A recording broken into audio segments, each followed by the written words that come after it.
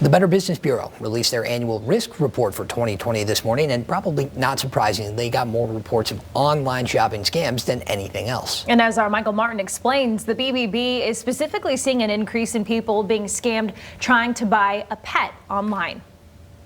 Well, it's fair to say that most of us spent more time online last year due to the pandemic. When we're talking scams, the Better Business Bureau says nearly 40% of all reports they got last year were related to online shopping. We saw the AG's office go after phony PPE sellers, but the BBB says above all, people are getting burnt when they turn to the internet looking for their next pet.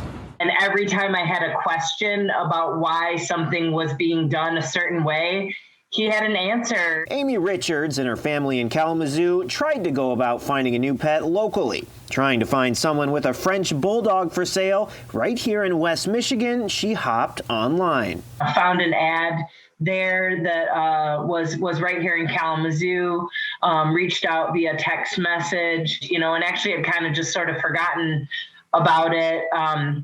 And received a message that that person no longer had puppies, but that their son-in-law had 2 puppies available. But there was no puppy. Richards had been enticed into a scam that the Better Business Bureau says is now running rampant online. We talked to people who are more upset about not getting the dog or the cat that they go for than they are the money that they lost. On Monday, the BBB released their annual risk report for 2020, saying that above all else, online shopping scams accounted for the most reports. Among the different variants of the online purchase scams, pet scams were the top one. They were among the most common, had the higher dollar amount, and the most likely to work. And that's due in large part, we think, to the pandemic.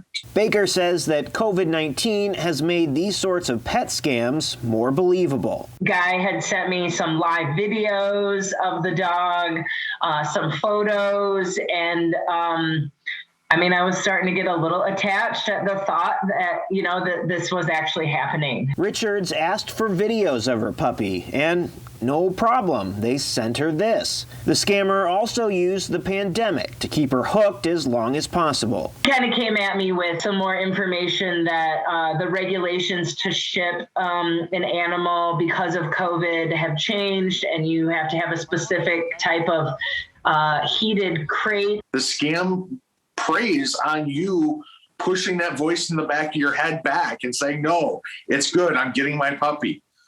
If you don't think something's right, you really need to start listening to that voice.